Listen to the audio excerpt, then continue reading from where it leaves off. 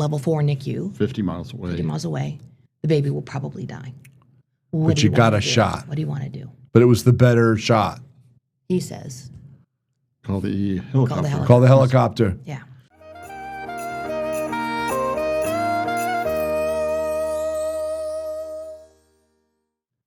Hi, welcome to the Dr. Gill Show. This is where we talk about medical matters that matter to you. My guests today are Susie and Steve Warren. Welcome to the show, you two. Thank you. Thank you. It's great to be here. For full disclosure, Susie is my dear first cousin. We've known each other all our lives, and it is with great pleasure that I bring you two here to discuss the topic of surviving infertility. Like they say, sometimes God has a sense of humor, and both you two and me and my wife have gone through the infertility journey, and yours is particularly complex, poignant, and I think instructive for people. If you two can get through what you got through, I think anybody can get through fertility. You went through infertility treatments back in the 1990s, didn't you? Back in the dinosaur days. IVF wasn't even very good back then. And we'll get into this. You actually did something called GIFT. Gamete intrafallopian transfer. Yes, gametes are eggs and sperm. And what they would do, because the labs weren't very good, to do IVF, you have to take eggs, sperm, make embryos. And then the embryos have to be happy in the lab. And the labs weren't very good back then. They weren't very happy. So they said, well, let's put the eggs and the sperm directly in the tubes. And in fact, it had pregnancy rates of around 40%. And it was what we call a bridging technology. But a lot of people haven't heard of GIFT. So we're going to resurrect that, get the cobwebs off of that. So let's talk about fertility treatment back in the 90s. First of all, when did you find, I assume you tried to get pregnant after you got married. Were you old school in that way? We were old school. You waited till you got married. Yeah. And then how long were you trying until it just wasn't happening? Well, we went into marriage with the understanding that I probably would never have children. Oh, so you already had some suspicion you were going to have some problems. Pretty much told I would never have children. You were told that. Yeah. Were you hospitalized with some pelvic infection or something when you were younger? Toxic shock syndrome. Toxic shock. That'd be a good statistic for Dr. Hunter here to do about how many people were getting toxic shock syndrome in the 80s. I had to drop. I was a freshman in college. Started my classes in biology and chemistry. Was so excited and nearly lost my life. You lost your life. This is an interesting story because you were not promiscuous. It wasn't like you had gotten bitten by chlamydia or gonorrhea or anything. Toxic shock was so uncommon at that time that when I did come in, they kept saying, oh, you've got pelvic inflammatory disease. Right, yeah, gonorrhea or something. I'm a virgin. Right. And there. But they put me in the room with prostitutes. Kid you not. So I was in a room with 4 beds, and there was the working girls. All the working girls with all their families coming in, and then here I was so sick. And it wasn't until I was diagnosed by my father with toxic shock syndrome, which I know I can see you chomping at the bit. This is a great story. I remember this. So I'm gonna. You were 1 in 200,000 when she was having troubles, and today it's about 1 in 100,000 suspected. So it's more common than thought. Oh, they probably didn't. They didn't probably suspect it at the time. So it's in the denominator is in the hundreds of thousands. So it's very rare. Because I remember about 1 in a quarter million. So something. Yeah. It's about the same as order of magnitude there. So it's very rare. And I think I could be wrong. I think it was because tampons then were made of rayon rather than cotton. Polyacrylate. It was a synthetic polymer. Rather than cotton, right? And the abnormal bacteria would grow there, release these toxins, these endotoxins. Brutally. And your skin could slough off, and it was these poisons killing you from the inside out. Respiratory arrest? Yeah, just a horrible poison rash being on made. the palm of your hand. Palmar rash. There's a board question for yeah. OBGYN residents there. So, So let's tell the story. Your father comes in, So- Leland, PhD. He was a doctor of history and religion and Medieval Greek, history. medieval history. Yeah. But it said he came from a conference. so And I was still. They still could not figure out what was wrong with me. so you're dying in a And hospital I bed. am potassium, maybe a 1. And like within hours there, my dad had to go to this conference. Otherwise, he wouldn't have left my side. Right. But he had to go. So he comes into the room and they're about ready to do, I don't know, vent me or something. I was in respiratory arrest. And he comes in his suit. And he comes in with his badge that says Dr. Wilshire. Dr. Wilshire. And interestingly enough, he had been just reading a Time article, and the cover was about toxic shock syndrome. Time magazine was very popular, Time, weekly news magazine back in the day. And toxic shock was this unknown thing. And what caught his eye about it was that the cases were inordinately high in Minnesota. And we had just moved out from Minnesota, and his inquisitive mind was thinking, what in the Minnesota lifestyle, what could cause it to be high in the Midwest? Okay. And that's why it got in his brain. All right. So we're in there, the doctor's saying, we don't know what this is. She's crashing, it's very bad. And my father, wearing his suit and his Dr. Wilshire, now didn't say MD. It just said Dr. Wilshire. It didn't say PhD. Right. It just said Dr. Wilshire, and Dad says, could it be toxic shock syndrome? And the doctors paused and looked at each other and then ran out of the room. They ran out of the room. Ran out of the room. To convey Ran out of the room, they didn't yeah. have computers back then. Yeah, they ran out of the room. And so Mom, Dad, and I are there. I'm laying down. And then they came in and said, we think you might be right, doctor. And next thing you know, I'm in a private room. I'm not in the room with the working girls. I'm in a private room getting first-class treatment because I was the first diagnosed case of toxic shock in that hospital in Southern California. Wow.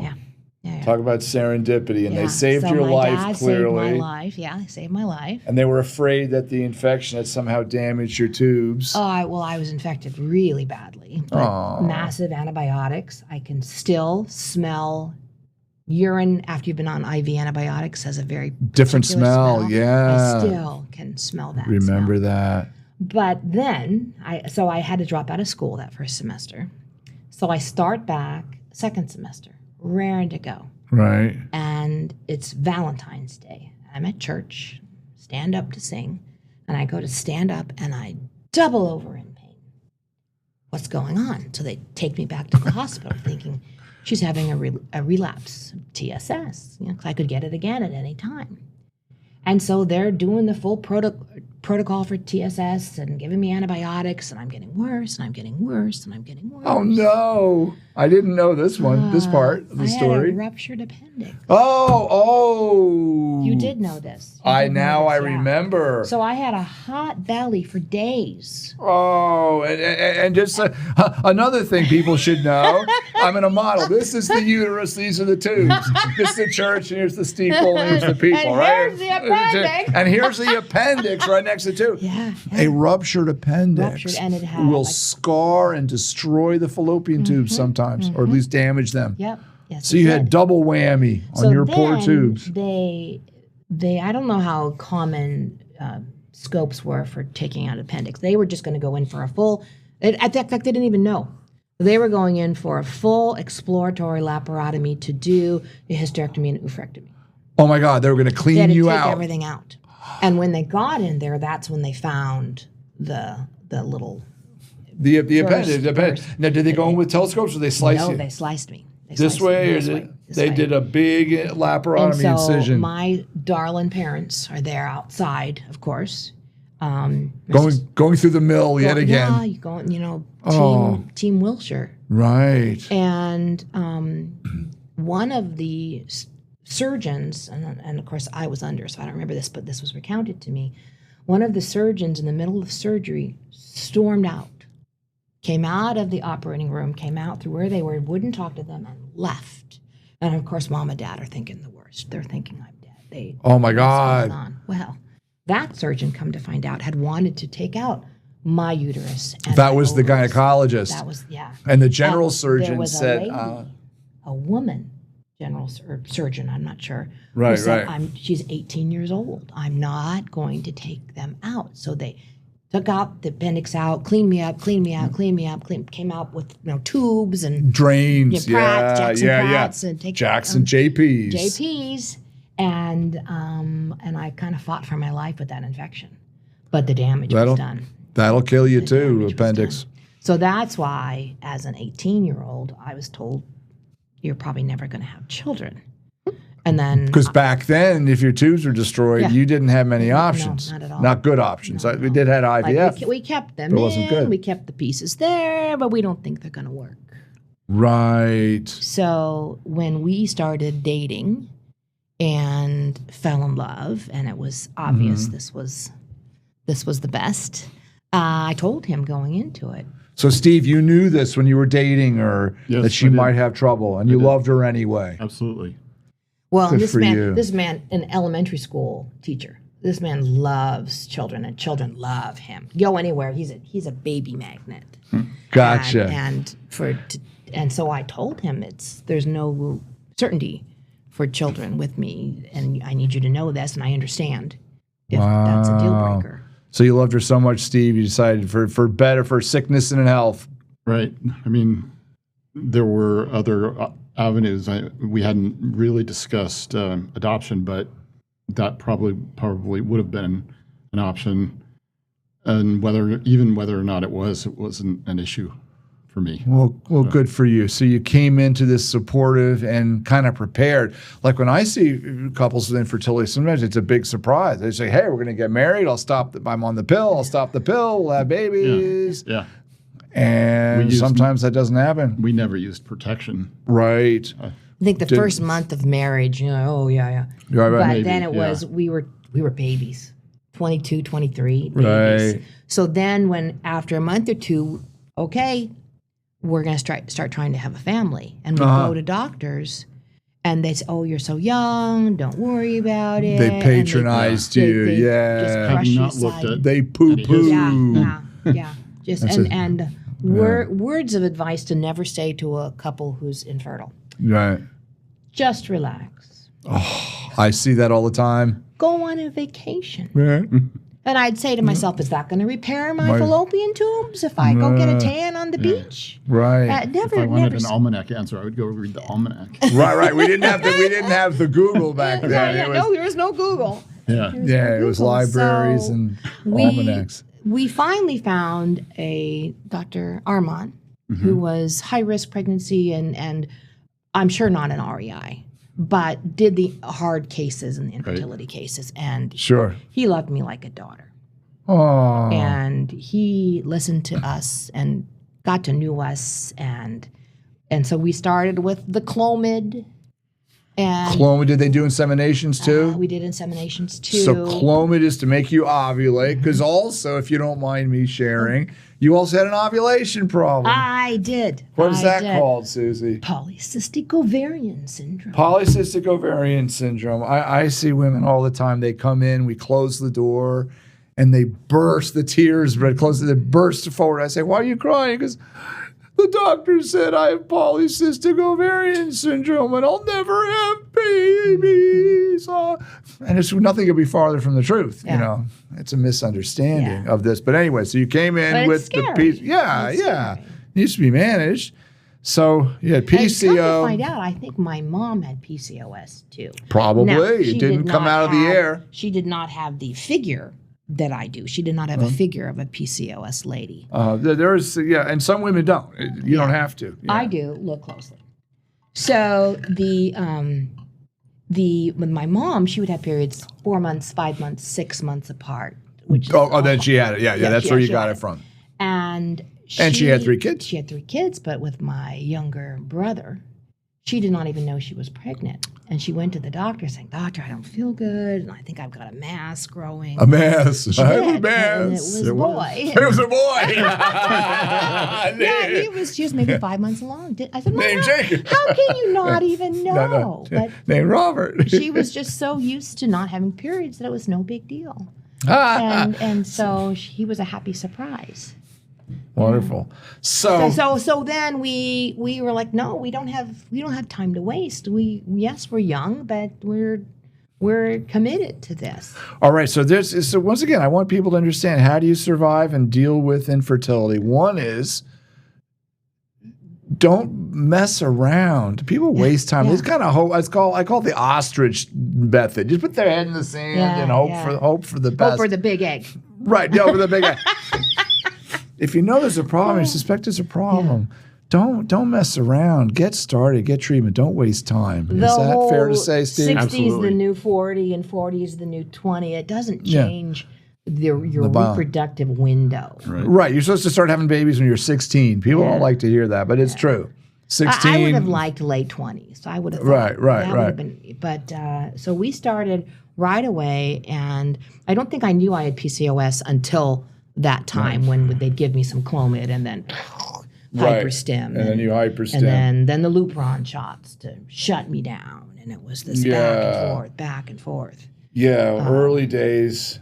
Early days. So you did IUIs, nothing worked. Nothing worked. And then when did you meet Dr. Diaz? And my doctor, who took the high risk, but also was in a regular OBGYN office. And I remember we were sitting there several times, and I had the envelope with the loaded syringe to do the insemination. Oh, okay. And being in the same waiting room as pregnant women. Right, with the big bellies. Not good. As 18-year-olds. It was very hard. And HIPAA was, when did private? HIPAA, when did HIPAA come? I think after Obamacare came in board, what, 2016 or 2012 or something. This is it. We got 1990s. Okay. And once again, when you were in the hospital, you could be in what's called a semi-private room, which means a public room. Yeah. They got 4 patients, one 4. room. Yeah, a curtain.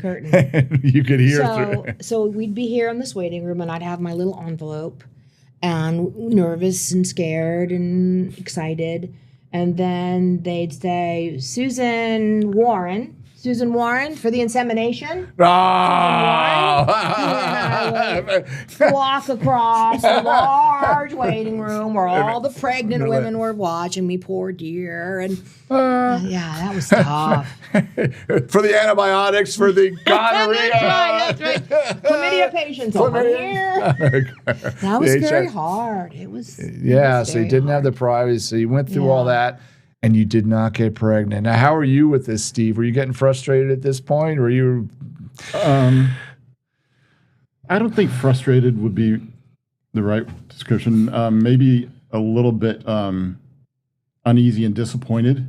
But I always. It's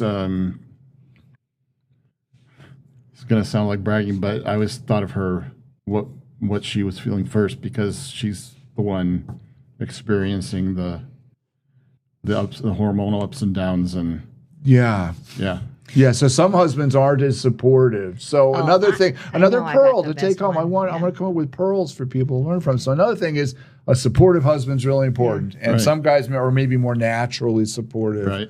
But being that, I call it the chief support officer. It's really important. You're not just there for sperm. You're there for support. Yeah. And what were you going to say, Susie? Did I interrupt you? Probably, but I don't think I did get pregnant all on my own one time. One time, which is shocking considering my hardware. And did it come and go? Yeah. So I think we took a home pregnancy test in Florida, and this was still only a couple years into our marriage. Right. And he went and got me flowers. We were so happy. We were excited, and then the cramping started, and I thought, oh no, and so we went to the hospital right away, and they were getting me into a gown, and he was helping me and get me onto the table, and then plop, and miscarried. There was miscarried, plop. Wow. And so then they devastating. did a DNC. I don't know if that was standard fare at the time after miscarriage. Pretty standard. DNC. We do them less now because we have better sonograms now. We can see the uterus better. What's left. And if we have a thin stripe, everything came out, we just leave it alone now. Nice, perfect little sack there, like a plum. Yeah, or a pearl onion. They have different appearances. So you had this disappointing miscarriage. There was always like, well, if I did it one time, time it could happen again. But Sure. then time's marching onward. But it is a roller coaster. It's Absolutely. your day. It was a roller coaster. Everything else is kind of secondary to where am I in my cycle? What's the next thing we're going to do? Wait those 2 weeks for the test. Did it work? It didn't work. Yeah. Pick yourself up. Go back and do it again. Yeah, and All while both having careers. careers, busy careers, yeah. Yeah. So here's another pearl. If you have a positive pregnancy test, do not announce it to the world. And we go did not. No, we Good, didn't. smart. Don't go announcing and telling all your buds, say, hey, I'm going to be a daddy. It's like, no. Hold your horses. Make sure But it's in the right do place. Bring the roses. Bring the roses. That doesn't hurt. Yeah. Especially with social media nowadays, one Yeah. tweet or one Yeah. Facebook post or Twitter or whatever the heck you're doing. So eventually the IUIs didn't work, and is that when you went on to the gift? Yeah. So then it was okay. We tried the stim drugs with just regular intercourse. Then we tried it with the inseminations, and he was tested. The problem was not him at all. You had good numbers. You can strut. He had great numbers. Steve had the good Yeah. numbers. He had That really was good. hard. Not always the case. Also another pearl. Even if you're outwardly healthy, doesn't mean you got good sperm. Yeah. All right. So then it was, what are our options? Mm-hmm. And of course, insurance didn't pay for it Diddly. much at all. And I remember every time going to the doctor and swiping the credit card, Yep. swiping the credit card, Right. swiping the credit card. And then it was, in vitro was around at the time. Yeah. It was around. We it just weren't was- very good at yeah, it. Success so- rates were around 10, 12%. So they were figuring, well, I still had my fallopian tubes, albeit damaged. But I did get pregnant once on my own, so let's do the gift. The gifts I where think they we did the gift twice. Did we not? I believe so. Yeah. Yeah, let's explain gift. You take the same drugs you take for IVF nowadays. They put you to sleep. At least back then, they were sucking the eggs out through the laparoscope. So you'd go to sleep. They put the scope in the tummy, a few little holes. We have a big needle. We'd suck out the follicles from the ovaries right there. And there'd be this incubator about 10, 15 feet away. You were asleep for I this was part. out You at don't the know. time, so But the embryologist or the tech would go through the fluid, find the eggs. They'd have your fresh sperm. They would take generally 3 or 4 eggs, usually depending on and mix the eggs and the sperm together, put them in a little tube, and then while you're still there, the surgeon would put that little tube in the fallopian tube, thread it up a couple centimeters, squirt the little payload of eggs and sperm in there, walk away. walk away. Walk away. Figuring I was the most sterile environment to grow them. I didn't use the word sterile on purpose, but it was safer Right. to have them inside me than Right. at the time. Oh, your tubes were the much nicer Yeah, place. yeah. Were It was a much good better than place the to lab at have that it point. happen and then travel down and be at the right development stage. God that we willing, planned. yeah. That's why they Yeah, put 3 or that's the 4 plan. eggs and sperm in there. So when the first one didn't work, remember it was still Dr. Armand at the time. No, Mm-hmm. this was Dr. Diaz. you were with Right. you were probably Yeah, with the inseminations reproductive were- Yeah. endocrinologist at that I point. was. And it didn't work. And I remember him saying, well, what? Well, no, I went back to my regular doctor then. And he said, well, what did you do with all the eggs that you were taking out? Right. Because I made a lot of eggs. You make a lot with PCO. It's another yeah, benefit yeah, of PCO. Make that's a right. lot of eggs Yeah, sometimes. besides the gorgeous figure, you make a lot Gorgeous. of eggs. Yeah. So, and I said, well, we got rid of them. Because Well, they tossed them, yeah. They tossed them. They weren't fertilized. They were eggs. But And they're I remember eggs. him going, why did you do that? Because at the time you make the best decision. Yeah. And It was what standard of knowledge- care at the what time. knowledge you have and where you are in your experience and You'll make more. The right decision is what you decide at the time Right. wisely. Right. So we decided to do gift again, and of course there's time going on because Yeah. get yourself ready for this and where are we going to do this, and we're both teachers, so you're trying to always plan and like, okay, if we do On a break. on a or- break on Christmas or spring break or summer, Right. and did it again and got a positive pregnancy test. And excitement, just Yeah. excitement. And this wasn't shared with the whole world, but the family, they traveled the journey with us. Sure. So when you're saying, don't tell everybody in social media, there wasn't social media back then, but you Right. do have to tell your support team. Sure. Well, I'm and glad you that's did. my mom and dad and sister and brother and Well, you've got a very yeah, wonderful family, yeah, so both that's wonderful family on both sides. So got a positive pregnancy test. HCGs were great, and then lost that baby. Lost that pregnancy, so you miscarried. And was devastated. And this is back to Dr. Armand, said, I always like to do follow-up HCGs. As one should. As one should. As one this should. This is in the 90s to get you back down to 0. We still do. Do you? Still do, Good. yep. So he did. Only they didn't go back down to 0. But they didn't go down. They were back up. continued upwards. But not exponential like you Right. They were creeping up. So he's like, oh, okay. And sure enough, I had an ectopic pregnancy. And so your damaged tube was open. It was open enough. Open enough. But one of the embryos you made, obviously you made at least 2 embryos, and one of them stayed in the tube. And put down roots there. So how did they treat the ectopic now? So also called a heterotopic. Being 2 different. Yeah. So you had one in. Well, I'm so thankful he continued to test me because Good thing. Could have you can die. Women still die of ectopic pregnancies, unrecognized. And so one way or the other. They admitted me to the hospital and said we need to go and do surgery. Hopefully we can do it through a scope. Fine. Right. And I remember. I don't know how much you remember this, but it was a busy OR day, and we kept getting put. It wasn't emergent. It wasn't emergent. They kept bumping you. You kept getting bumped. bumping me. Right, It's 8:00 at night, and I'm waiting, and it's painful, and I'm sad, and I'm hungry, and they said we got to reschedule you for tomorrow morning, but we'll do it first thing. And we had to go home. I remember we went to Fiddler's 3 for dinner. I remember that. So you go have dinner, then nothing after midnight, cry right? A little bit. The roller coaster. And then go back in the next morning. And they had to cut me open. I'm filled with scar tissue. And I remember when I was coming out of surgery or when I was coherent enough and I put my hand down and I could feel the bandages. The big incision I again. Saying, I didn't want this to happen because I didn't want it. I wanted the scope. I didn't want to. Well, we were so much better 30 years later now. Yeah. Yay. Yeah. Yay.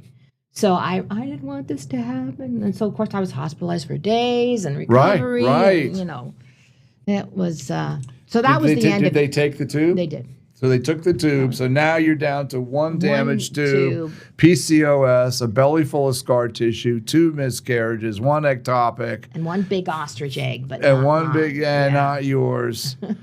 Oh, my goodness. And you didn't ask her. It's not like you get what you deserve. You're a sweet girl. and bad things can happen to good people. Absolutely. Yeah. Oh, my goodness. But you didn't give up. We did not give up. You got shook from the horse or you're thrown from the horse. So you just And you get a get back bigger up and get credit dusted limit off. on your credit card to go for IVF. So now you decide, all right, we're going for We're IVF. going for IVF because there was no other option for us to have. And you happen to have one of the better doctors in Southern California. Yeah, Dr. David G. Diaz. David Diaz. I've West never Coast met fertility. him, but he was a great guy. I hear good things about him. And at the time, they weren't as common. There were a lot of gynecologists that were tipping their finger in the pond. But he was a real reproductive he was a real endocrinologist. and, great guy and great team. Uh-huh. And when you're looking for a doctor, if you don't happen to live in the Columbia area, but if you're looking for a doctor, you got to look for the support team because that's going to be who you deal with. Most of the time. Right, That's who's going to answer your phone call like, Right. oh, I'm spotting or I'm sick from this medicine. That's the one that's going to do your scans for your lining of your endometrium. So when you're shopping around, you got to look for the team. Yep. And that's the package that you need, not just the dossier of the doctor, but the team. Yeah, the CV. I can tell you about. There's some really smart doctors on paper. They're not very good in the clinic or with their hands. And you remember Joan? Absolutely. Joan. Who was Joan? She was I think she was an RN, but One she of the was, nurses. She could have been an MP. She could have been an MD. An MD. Yeah. But she was. But she knew her science and her stuff, but she was also very empathetic and held your hand through the whole thing. Yeah, she was boots on the ground. Yeah. So that very important part of the team. You still remember her name? Oh yeah. Oh yeah. Joan. I can remember her smell. Interesting. Yeah. One of the deepest senses. So we just said, okay, let's go for the in vitro. And after having learned from my gift of, well, you don't wash beautiful eggs down the drain. Yeah. Then we said, okay, let's do this and make embryos. Make embryos. And did you do a fresh IVF transfer back then? We did. Back then, you'd retrieve the eggs, you'd fertilize the eggs, and as soon as you got some decent looking embryos, after 3 days, little clumps. We go to 5 days nowadays. Okay. At 3 days. Generally, they would take 2 or 3 embryos, put them right back in your uterus. Were they 4-cell or 8-cell by that time? By then, they're about 8-cell. Yeah, because I remember looking at them. They had the screen on the microscope, so I could see my babies, my embryos. But I'll call them my babies. Sure. And because I was PCOS, you made a lot. I made a lot. My ovaries felt like they were the size of cantaloupes, and probably they looked were like cantaloupes. Did you get 51 eggs? 51. They took they got 51, and of those they got 50 eggs. Then they went to fertilize them, and all 50 did not fertilize. Yeah, they rarely do. And I don't remember, maybe in the 20s. Yeah, that sounds about right. 28, maybe. Sure. So then when we came back the 3 days later, I believe they put in 4. Put in 4. And the other ones in the straws. And they froze the rest. Yeah. And back then it was a slow freezing process. The embryos didn't freeze very well either. So there's a lot of losses in the freezing and thawing. So they put in 4 day 3 embryos in you. Mm-hmm. And did you get pregnant? I did. You got pregnant. I got pregnant. And when they did my HCGs were skyrocketing. Uh-huh. It was, you have more than one in here. Probably. We had 4. All 4. All 4 were growing. Mm-hmm. You had a quadruplet pregnancy in your uterus. Yes. That's when my numbers were through the roof. Yeah. See, that was a curse of being really good back then. He was too good for his own good. Too good for his time. And I have a happening uterus, so it was. And the roller coaster, you're just not going to do anything normally, are you two? Nothing simple in our family. So you had 4 sacs. So there were 4 there, but of course I immediately started bleeding. Oh. Immediately started just bleeding, and I was hospitalized a good part of that pregnancy. Oh my good! They recognized you by name. That's Mrs. Wilshire. Come on in, Mrs. Warren. Mrs. Warren, my married name, and the bleeding was the entire pregnancy, the entire time, and blood's very caustic down there. It was from red to Hershey syrup. It was just all these different delightful. descriptions. A little brown, little. Oh, that was constant, and I believe I ruptured a hemorrhagic cyst on one of my ovaries, probably as a hyperstim. Sure, and that was that in there. Very painful. Throw that in there too. So what happened to the 4 sacs? So 3 died. 3 died on their own, withered on the vine, and were in there along with the one at the fundus. And the high one survived. The baby one that I have, my firstborn child, was that one. But so you had a complicated pregnancy. Bedridden or hospitalized. We moved into my parents' big back room, got a hospital bed, kept me in Trendelenburg most of the time. And between my mom and my dad and him, they brought me my food. I had a commode. They changed my commode. I did not walk, sit. I just gestated. So you were on your head. It's called Trendelenburg position, head down legs for a up, long time. That long time. But because the hypothesis, maybe not corrected with looking back, but at the time it was because of the presence of all the blood, because of the presence of the 3 dead ones. The dead ones, the dead tissue, which is inflammatory. The amniotic sac was compromised.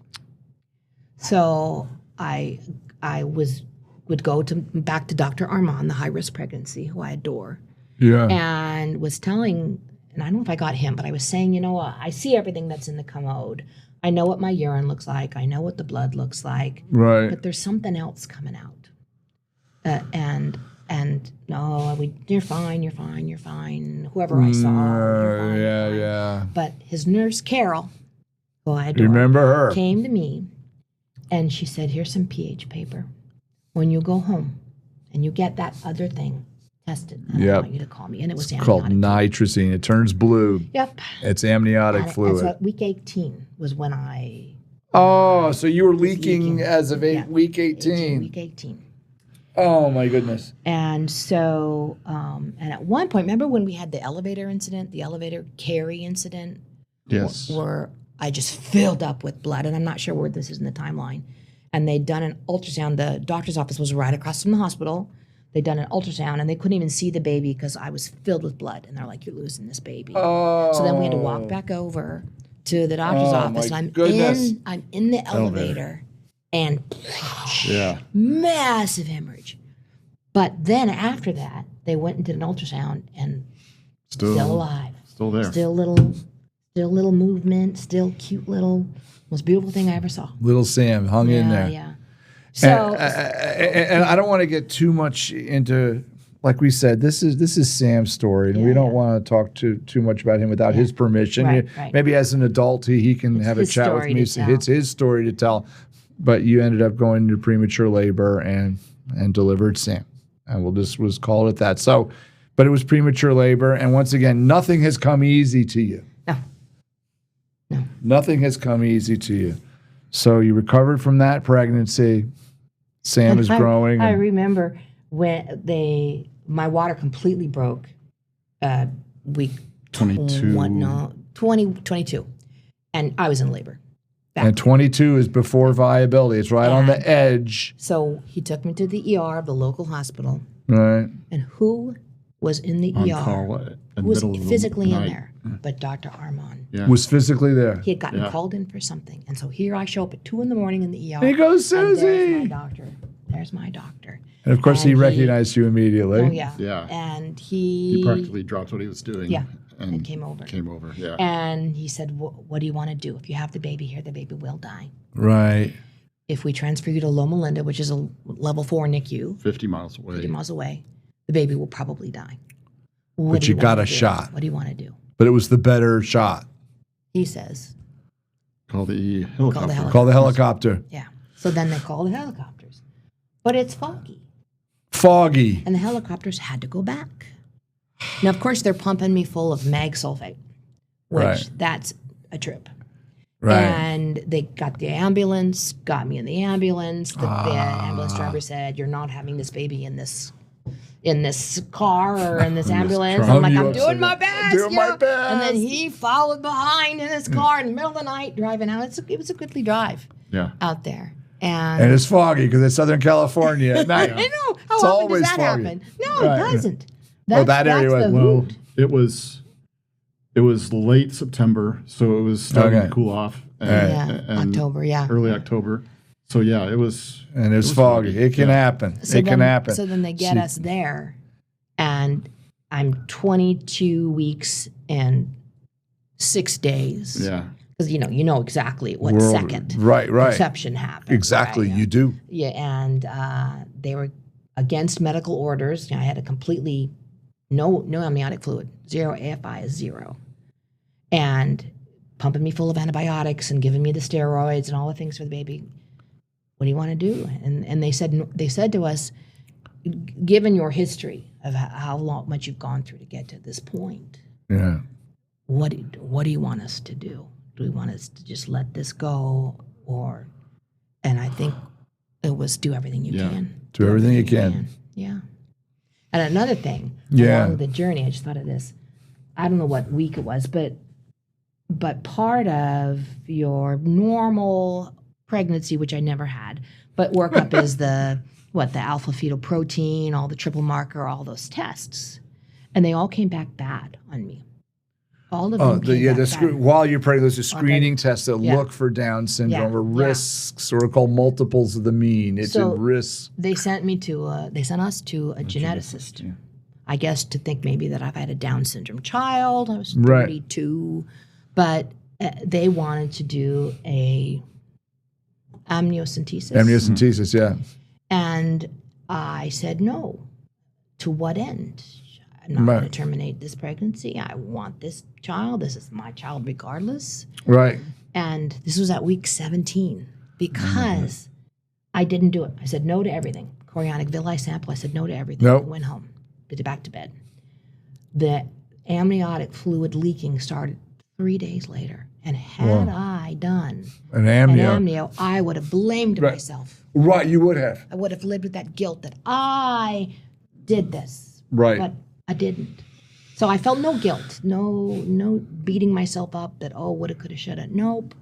So you got to listen to yourself. You got to listen to that voice inside that says, just because they say you should do something doesn't mean you should. And you have to. You have to. You've got to be able to live with your decisions and look back and say, we made the best decision at the time with the information that we had. And then have and peace. the end goal that we wanted. And have peace with that. Right. Oh, and another pearl, a big pearl. Yeah. Yeah. Oh my goodness. So I'm going to move fast forward. Sam took a long time out of your life to raise, to get through that first year. And then 2 years, 3 years. 3 years. So after about 3 years, you still had some frozen embryos, didn't you? Yes. With I David. think we had four more. Yeah. 4 straws. 4 more. maybe. 4 straws, so that now I don't know how many were in there. Probably a few 4 or back in the day. 5, yeah. 4 or We 5 had day 1, 3 2 with 5. The rest were 4, I think. with 4. So that's back when they were day 3 embryos. They weren't genetically tested, and we used to put 3 or 4 in each straw or tube or whatever you Of want to call them. the Vial 4-cell, 8-cell? of the 8-cell embryos. Yeah, We're day yeah. 3 embryos. Okay. So I would call them now. And you say, I'm ready. Okay, we're ready for another baby. Yeah, we're realizing it would mean probably another full bed rest and the progesterone shots and the whole spiel. But you decide you're going to do it. You're up to it. We're all in. Oh. All in. So they prepared you for an embryo transfer, did an embryo transfer. And did that one work? laid in bed for those 2 weeks, waiting, trying to see if I felt pregnant. Right. No. And it didn't work. Yeah, didn't work.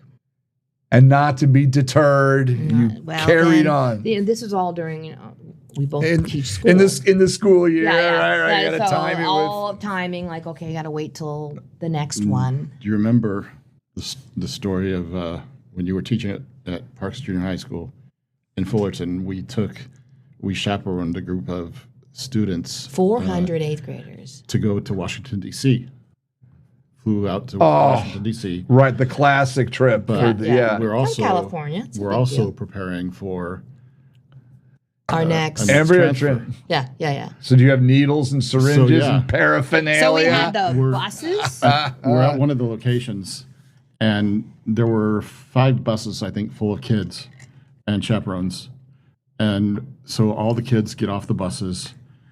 We have a deal with our bus driver to get back on the bus so that I can give her shot. shots.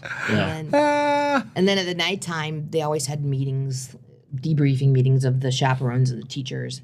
And you did that, and I just stayed home and rested. Because you don't feel too great when you're on those drugs either. Oh, my goodness. So, yeah.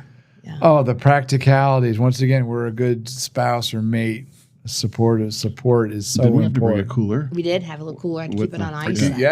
And You don't on want the those airplane, we had people what? weren't traveling with syringes as much then as they are now. So we had to keep it. And probably a doctor's note on letterhead. Yeah, I'm allowed probably. to have this. Yeah. So then you prepared for another embryo Another transfer. one. And that one took. That was our second. And you got child. pregnant with a singleton this time? Yes. Numbers Wasn't were it? numbers were still high. Numbers were very high, and I thought, oh no. Oh, no. But didn't advance. Can I catch a break? Yeah. Didn't advance as much. 5 years had passed. I was 37 at this time. So that's 3 years of probably dealing with extreme medical situations with the first micropreemie, then a stick that didn't take, and then this one. So five years, and then this one worked. I went And you to had work, a singleton. Singleton, and then I went back to work. I was there maybe 3 days and just bled. And I couldn't believe it. Couldn't. Fork, you got another lightning Yeah, strike. Carrie moment, just terrible. So I was home. Carrie, like the movie? Yeah. Yeah, it's a movie back in the day. There's a lot of blood in one of these scenes. Sissy Yeah. Spacek, yeah. And so With then Sissy, it was back home laying down with the with your a head. special needs So here child. I am again, With special needs child. My feet are up in the And, air. I'm laid on my left side a lot for 37 weeks. And this 37 pregnancy, weeks. hook or by crook, it survived Yeah. till term. It lasted till almost term. at 23 weeks. There was a very real chance of Another scare. of a big scare. I would get all the stuff ready for her that she needed for the day in an ice chest, bring it up to the side of the bed, and go to work. And go to work. I had my commode. She had her care I had my packages. little cooler he packed for me. Sam, I guess, was just playing on the computer in the bedroom, or we had. We had him in some daycare or something. It was all kind of a blur. Logistics, Yeah. all A lot of these logistics, things. yeah. And Steve, you were there to He's the rock. tie all these loose ends together and keep it going And then somehow. sometimes people would come at lunch and check on me and change the commode. Family. Yeah, your Make parents you a were fairly close. sandwich. Yeah, come over. And our cat got neurotic. Your cat. We had to put our cat on Valium. I kid you not. Kid you not, because all these people were coming into our home and she was getting very protective of me. And so I was on the couch some of the time and they're up in bed. And she got to the point where she wouldn't let anyone near me. And so we loved this cat, Sophie. So we had to take her to the vet and put her on Valium because it was traumatic on her too. Yeah. So this was Stuart. This is Stuart. And Stuart got to term 37 weeks. and he came out healthy, didn't have to live in the NICU. No. No. Oh, you were finally rewarded. Yeah. Yeah. Like I That's say, right. 5 praise the years. Lord, you were rewarded. Yeah. 2 precious sons. 2 precious sons. But we had 1 stick left. And that's the last thing I wanted. I wanted to kind of wind down. Once again, the title of the subject of this interview is Surviving Infertility. So you had one more really tough decision to make. Yeah. And I've shared this about me and my wife. My wife comes from a Catholic background, and they regard the embryos as little people. Some people do, and that's totally understandable. They're certainly precious. We all agree they're very precious. So you had these precious, 1 straw left of precious embryos. You'd already been through, let's say, hell, all these difficulties, this long string of difficulties. Your poor uterus has been beat up, all these pregnancies. Your poor body's been beat up. And you had the decision to make, what do you do with your final frozen embryos? Straw. So what were your thoughts around that? What were the It was conflict? agonizing. Agonizing. I would have dreams about those babies. Constantly having dreams about my frozen babies. It means it was important It to was you. very In your important to me, subconscious, yeah. it was boiling Yeah. and bubbling under there. And yet, Over 1 million frozen embryos in the U.S. right now. still, There's over 1 million frozen embryos in the U.S., and And no there's one knows how many are in the probably world. a lot of women that are dreaming about them. Yeah. Because it's part of you and it's your hopes and It's dreams. hopes and dreams. So the clock was ticking because at the time you could not freeze embryos indefinitely the way apparently you can do. Well, we today. didn't. They didn't know. It was still IVF was still young. We Yeah. didn't know how long they were Yeah. So I good was for. getting calls about, you still have these embryos here, And you're still paying please rent? Pay your rent, Right, you're paying every year your storage storage. fees. Just Right. slide the Right. credit card, Right. the credit card, Right. and but we had the last one, and so I reached out to a lawyer for the Snowflake program.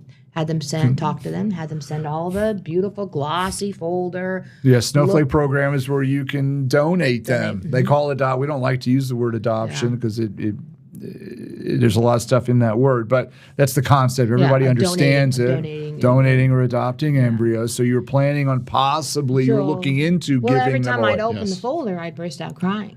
So shut the folder, put it in the cabinet. No, not today. Yeah, the thought of somebody else raising, I just couldn't. So, but it's that whole thing about being all in. We knew what we were up against with our history. Yeah. We knew it would Yeah. be a bedridden pregnancy with now 2 little ones at home, and I had missed a lot of work. Yeah. During the FMLA was just kind of starting back then. Yeah. I don't know when FMLA started. Family Medical Leave Act. But Yeah. I had to do that with the first one, and I was off of work Oh, what a both hardship. pregnancies. What a yeah, hardship, yeah.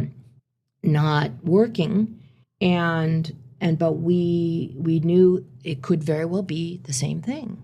Sure. And so you both have to be all in.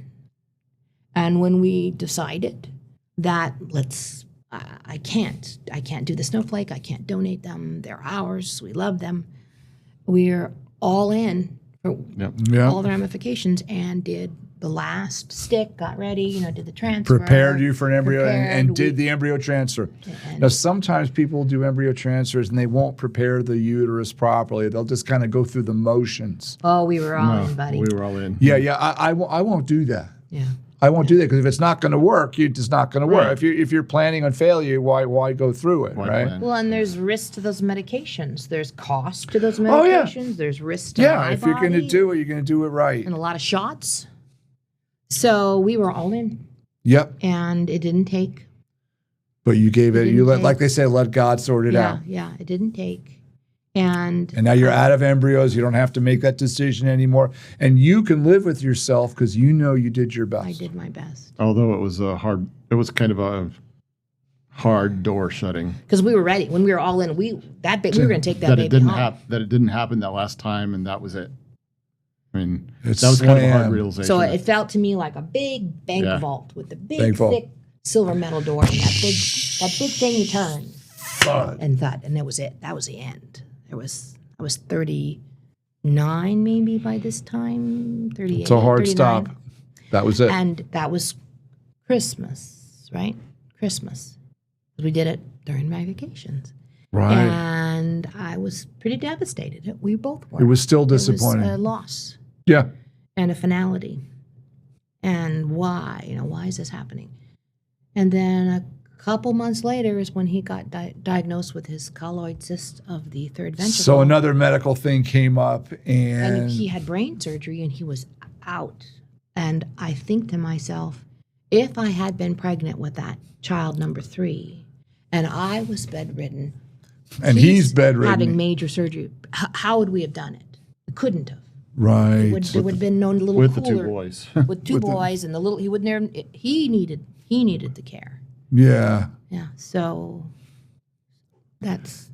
Wow, you can't make this up. If this was in a movie, you wouldn't believe it. Somebody scripted who this. should we cast me as? Right. Right. Oh, now I'm rethinking who are we going to cast as? Don't say Roseanne Barr. And Roseanne and Susie Wilson. Julia Roberts. Julia I'm not Roberts, Sure. This there is the you time go. you should say Susan something. Sarandon. So there you Okay, go. there you go. It's got to be a Susan. Thank you. Susan. Sigourney Yeah. Weaver. She was a Susan. Yeah, Sigourney. Yeah, she. Oh my goodness. Oh, then we're really dating ourselves. So, what a remarkable story, Susie and Steve. And I do remember many times when you called me. And as my cousin, who just happened to be A reproductive endocrinologist. endocrinologist, right? And just not for medical advice, just for heart love and care and walking the journey. And you were part of my team too. Thank you. And that's why I let you call me Susie, because nobody else does. Just close.